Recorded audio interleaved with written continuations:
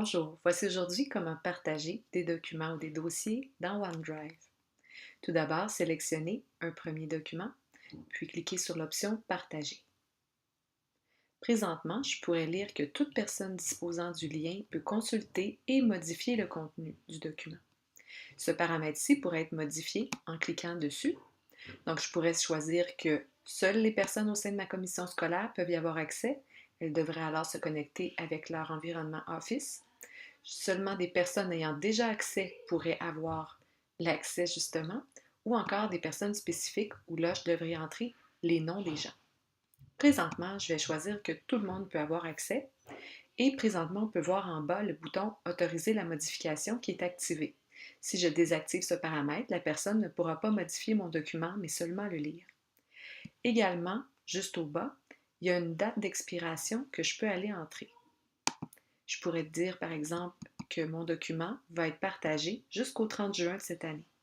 Vous remarquerez que j'ai coché Autoriser la modification et lorsque j'applique ces paramètres, je peux maintenant entrer le nom de la personne avec laquelle je désire partager mon document.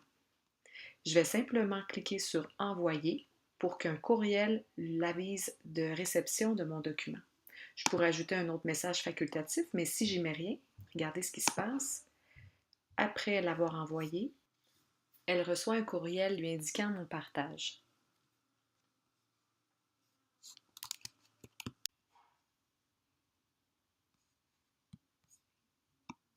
Et on peut aller sélectionner Ouvrir dans Word Online pour pouvoir modifier le document en ligne.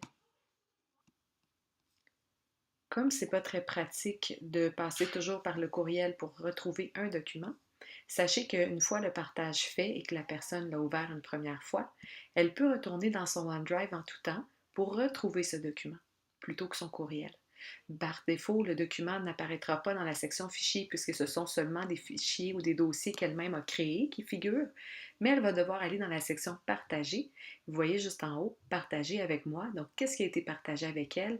On voit donc le document position de l'adverbe auquel elle pourrait avoir accès de cette façon également. Également, dans les options de partage, je pourrais voir ici le lien de partage qui apparaît juste en bas. Donc, par défaut, ici, je sais que toute personne peut consulter et modifier le contenu. Si je copie ce lien, ça me fait apparaître un lien à copier. Voilà, il a été copié et je pourrais par la suite aller le coller dans un nouveau courriel au destinataire de mon choix.